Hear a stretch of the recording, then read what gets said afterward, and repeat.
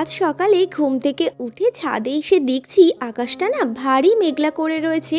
আর তার সাথে হাওয়া দিচ্ছে ঠান্ডা ঠান্ডা, একেবারে কি সুন্দর যে লাগছে এই সকালবেলাটাই, সে কি বলি তোমাদেরকে। ফ্রেশ হয়ে গেছি, তারপর চলে এসেছি এখন আমি নিচে। ঘড়িতে এখন বাজে সকাল ওই 7টা মতো। আর ও অফিস বেরোবে 8:30টার সময়। আর আমি এখানে ও সমস্ত জামা কাপড়গুলো গুছিয়ে একটু রেডি করে দিচ্ছিলাম। আজকের এই শার্টটাই পরে যাবে, সেজন্য করে আমি একটু আর কি আয়রন করে দিচ্ছিলাম। তো শার্টটা আয়রন করে দেওয়ার পর আমি চলে যাব স্নান করতে। ও 8:30টার সময় ঘুম থেকে উঠে স্নান করে ওই 9টার মধ্যে রেডি হয়ে বেরিয়ে যাবে। তার আগে আমি চলে গেছিলাম স্নান করতে।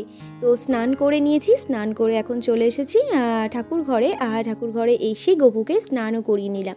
তো গপুকে স্নান করিয়ে কয়েকটা গপুর জামা কাপড় ছিল, এই জামা কাপড়গুলো না সমস্তটা আজকে ধুয়ে দেবো। তো এক জায়গায় করে নিলাম। তো তারপর ঠাকুরের পুজো দিয়ে এসে ওর খাবারটাও এখন রেডি করে দিয়েছি। খাবার রেডি করে দেওয়ার পর ও বেরিয়ে গেল। আজ তাহলে আসি।